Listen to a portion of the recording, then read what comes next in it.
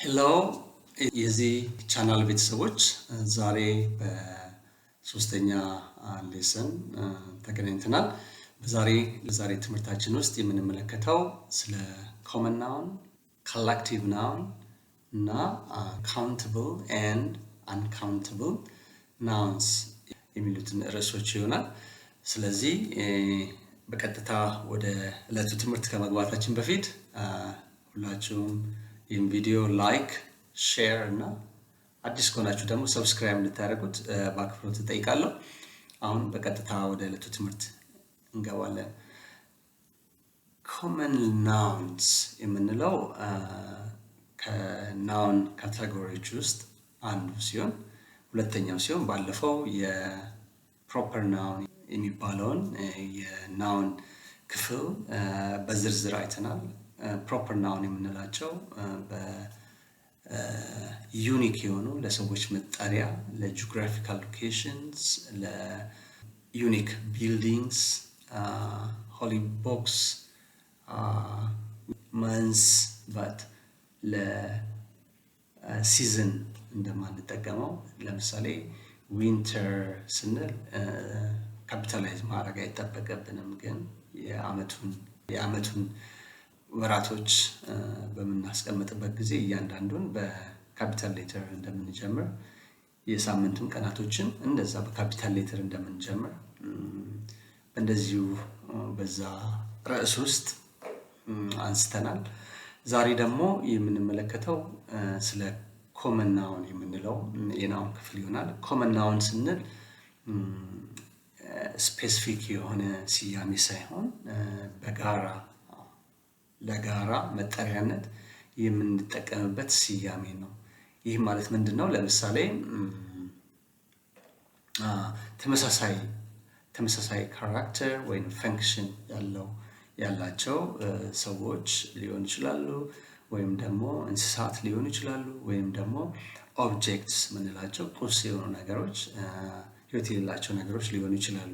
ስለዚህ ለእነዚህ ስያሜዎች ፈንክሽናቸው ተመሳሳይ የሆኑ ነገሮች የሚጠሩበት ስያሜ ኮመን ናውን ይላል። ለምሳሌ ከቤት ቢጀምር ማን ብንል is a common noun, woman a common noun, teacher, doctor is a common noun, car, table, chair a common noun, food a common noun, computer a common noun።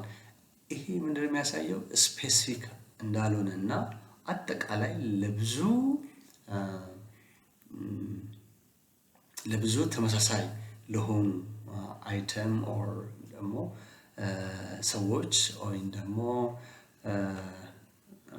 ኦብጀክቶች ወይም ደግሞ ህይወት ለሌላቸው ነገሮች ተመሳሳይ ለሆኑ ነገሮች ተመሳሳይ ጥቅም ላላቸው ተመሳሳይ ካራክተር ወይም ደግሞ ፈንክሽን ላላቸው መጠሪያዎች የምንጠቀምበት ስያሜ ነው ማለት ነው። ለምሳሌ ሲቲ ብንል ይሄ ኮመን ናውን ነው።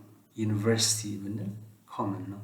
ስኩል ብንል ኮመን ነው። ስለዚህ ብዙ በሰብ ካቴጎሪ ውስጥ ማስቀመጥ እንችላለን። ዋናው ነገር ግን ኮመን ናውን የምንለው በጋራ መጠሪያነት የሚጠቀሙበት ስያሜ ማለት ነው። ወደሚቀጥለው ስንገባ ደግሞ ኮሌክቲቭ ናውን የምንለው ኮሌክቲቭ ናውን ተመሳሳይ የሆኑ ሰዎች ሊሆኑ ይችላሉ፣ እንስሳት ሊሆን ይችላል፣ ኢንሴክትስ ሊሆን ይችላል፣ ወይም ደግሞ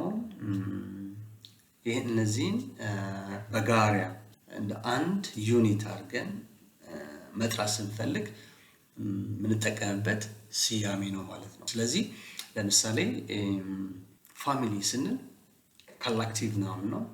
ኮሚቲ ስንል ኮሌክቲቭ ናውን ነው። ቲም ስንል ኮሌክቲቭ ናውን ነው።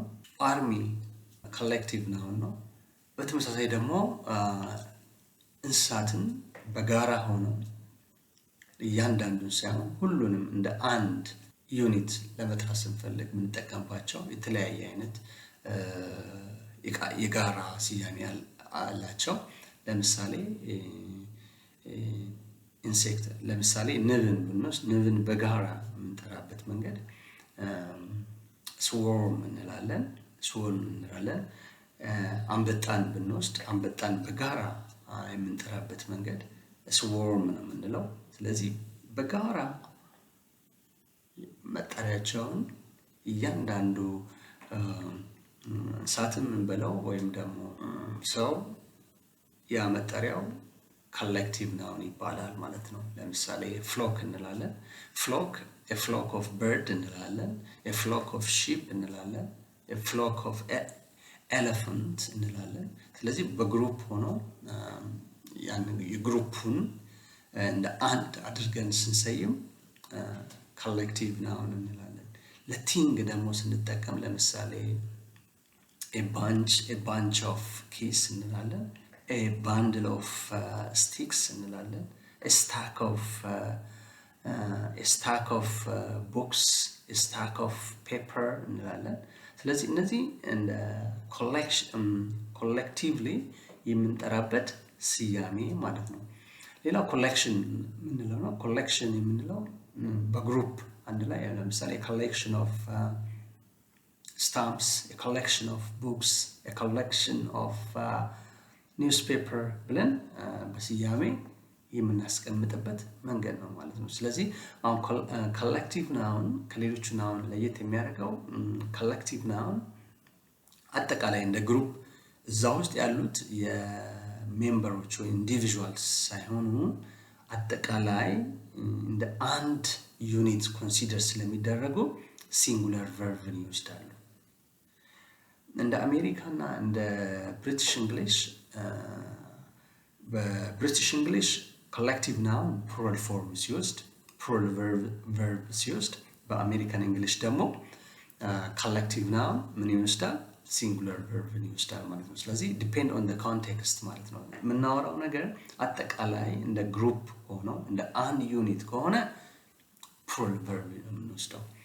ግን እያንዳንዱን ኢንዲቪዥዋል ሜምበር ከሆነ ደግሞ ትሬት የምናደርገው ያኔ ቨርቡ ምን ይሆናል? ቨርቡ ምን ይሆናል?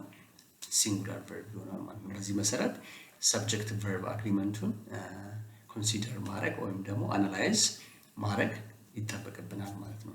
እዚሁ ላይ ግን ሌላ ማንሳት የምፈልገው ነገር ሰም ኮሌክቲቭ ናውን ውስጥ ያሉ ካቴጎሪዎች ኮመን ናውን ውስጥ ሊኖሩ ይችላሉ። ኮመን ናውን ብለን የምንጠራ ውስጥም ሊኖሩ ይችላል። ለምሳሌ ፋሚሊ ብንል ፋሚሊ እንደ ኮመን ናውንም ሊያገለግል ይችላል፣ እንደ ኮሌክቲቭ ናውንም ሊያገለግል ይችላል ማለት ነው። ሌላው አብስትራክት ናውን እና ኮንክሪት ናውን እንላቸው የዚሁ የናውን ሰብ ሴክሽኖች ወይም ካቴጎሪዎች ናቸው። ሰብ ኮመን ናውን የምንለው ኮንክሪት ናውን ሊሆን ይችላል። ለምሳሌ ቴብል ስንል፣ ጠረጴዛ ስንል፣ ኮምፒውተር ስንል የሚጨበጡ የሚዳሰሱ ነገሮች ናቸው። ቪዥዋላይዝ የምናያቸው ነገሮች ናቸው። ኮንክሪት ናውን የምንለው እንደዛ የምናየው የምንጨብጣቸው ነገሮች ቪዚብል የሆኑ ነገሮች ኮንክሪት ይባላሉ። ቪዚብል ያልሆኑ ግን በስም የምንገልጻቸው እንደ መጠሪያነት የምንገልጻቸው ቃላቶች አብስትራክት ናውን ይባላሉ። እነዚህ ለምሳሌ አብስትራክት ምንለው ለምሳሌ ኤጁኬሽን ስንል ኤጁኬሽን የሚጨበጥ አይደለም፣ ግን ኮንሰፕት ነው። ኮንስትራክት የተደረገ ሰዎች ሊረዱት በሚችሉበት መንገድ ኤጁኬሽን የሚለውን ነገር እንዲረዱት አንድ ራሱን የቻለ መጠሪያ ስያሜ ነው ማለት ነው ኤጁኬሽን።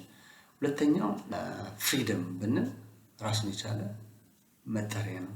ቢዩቲ ስንል ራሱን የቻለ መጠሪያ ነው። ብሊፍ ስንል ራሱን የቻለ መጠሪያ ነው ማለት ነው። አናየውም አንዳሰውም፣ ግን ኮንሰፕት ስለሆነ አንድን በውስጡ መግለጽ የሚገባውን ትርጉም ያለው መልእክት ያለው ቃል በመሆኑ ማለት ነው። ስለዚህ አንዳንድ ጊዜ ቃላቶች ወይም ደግሞ ናውን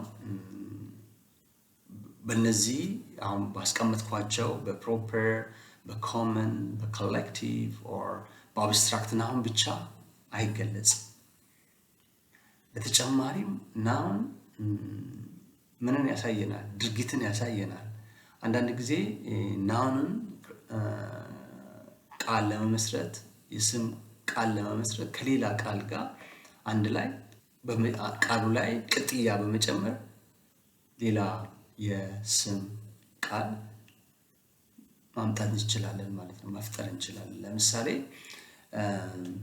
ራይት የሚለው አሁን ቨርብ ነው።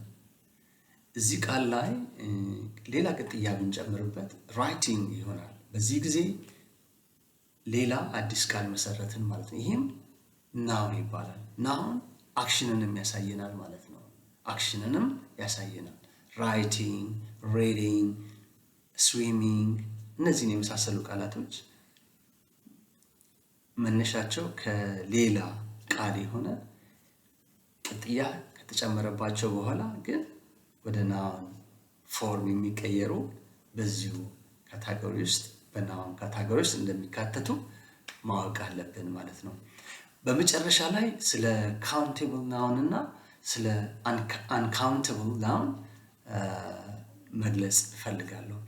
ናውን በነጠላና በብዙ ቁጥር መገለጽ ይችላል።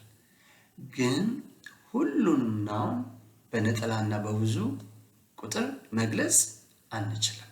የተወሰኑት ናውኖች የተወሰኑት ስሞች በሌላ አይነት መንገድ ለምሳሌ ሰም፣ ሊትል፣ a little, a lot of, a piece of, a cup of, or a slice of እያል a kilo of, a liter of እያል ተጨማሪ ኳንቲፋየሮችን እየተጠቀምን አንካውንተብል ናውን የሆኑትን ሜዥር ለማድረግ እንጠቀምባቸዋለን ማለት ነው። የመጀመሪያውና ዋናው ነገር ካውንተብል የሆኑ ስሞችን አርቲክል በመጠቀም አይደንቲፋይ ማድረግ ወይም ደግሞ ኳንቲፋይ ማድረግ እንችላለን። አርቲክል ማለት ለምሳሌ ኤ ወይንም አን በመጠቀም ካውንተብል ናውንን ኳንቲፋይ ማድረግ እንችላለን።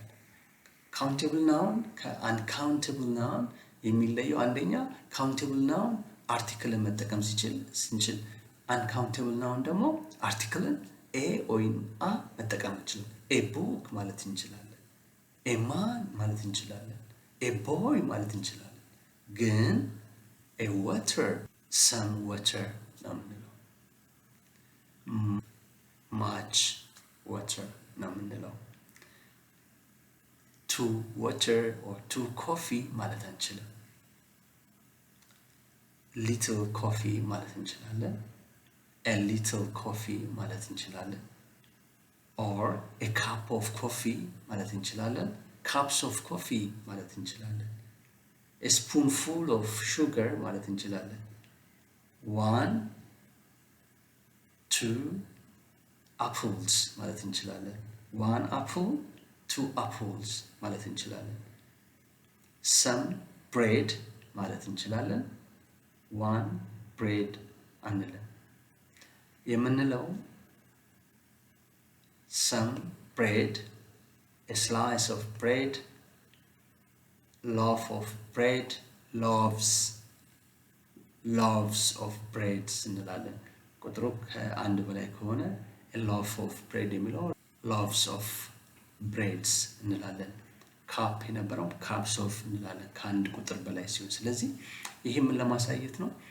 ለምሳሌ ካውንቴብል የሆኑ ስያሜዎችን የመጀመሪያው አርቲክል መጠቀም እንችላለን። ካውንቴብል ከሆነ አን አፕል ማለት እንችላለን። ኤ ፔን፣ ኤ ቡክ ማለት እንችላለን። አንካውንቴብል ከሆነ ኢንስቴድ ኦፍ ኤ ወይንም አን መጠቀም ያለብን ምንድን ነው? ሰም ኦር ሊትል ወይም ሌሎች ኮንቴይነሮችን በመጠቀም ለምሳሌ ኤ ካፕ ኦፍ፣ ኤ ሊትር ኦፍ፣ ኤ ኪሎ ኦፍ፣ ኤ ስላይስ ኦፍ፣ ኤ ፖርሽን ኦፍ፣ ኤ ባግ ኦፍ፣ ኤ ቦትል ኦፍ እያል እነዛን ሜዥር በምናደርግበት ኮንቴይነር ነው ኳንቲፋይ የምናደርጋቸው። ስለዚህ አርቲክሎችን አንጠቀምም ማለት ነው። ሲንጉላር ኢኩቫለንት ነው ማለት ነው። እነዛን ስንጠቀም ለአንካውንተብል ናውን ስንጠቀም ሲንጉላር ኢኩቫለንት እንደምንለው ካውንትብል ናውን ላይ እንደምንጠቀመው ለአንካውንትብል ላይም የራሳቸው የሆነ ኳንቲፋየርስ ሜዥር የምናደርግባቸው ኳንቲፋየሮች አላቸው ማለት ነው። በሁለተኛ ደረጃ ጥያቄ ለመጠየቅ ካውንትብል ናውን ከሆነ how many እንላለን። አንካውንቴብል ከሆነ ደግሞ how much እንላለን። ጥያቄ ለመጠየቅ how much is a kilo of sugar? How many students are present today? How many students are absent? How many cars are there? How many children do you have? Countable. How much sugar has left? How much water do you need? We don't say how many water. So in question we use how many for countable noun and how much for uncountable nouns. And finally we use numbers before countable. You can say I need 1 or I need 2 apples or anything which you want to measure. But in the case of uncountable noun, we don't say 1 or 2. Instead we use, for example, we can use a bottle of, a liter of, a kilo of, a piece of information, a piece of advice, a piece of cake. You can also say a loaf of bread, a slice of bread, and you can also use some other words to indicate the amount, and use as a container to quantify the amount of that noun, uncountable noun. And finally, I would like to just recap the main points. Nouns in general are classified into different subsections. This include a proper noun, common noun, collective noun, abstract noun, concrete noun, countable and uncountable nouns. Thank you very much for watching, and if you want to watch all of my future videos, don't forget to subscribe and see you next time.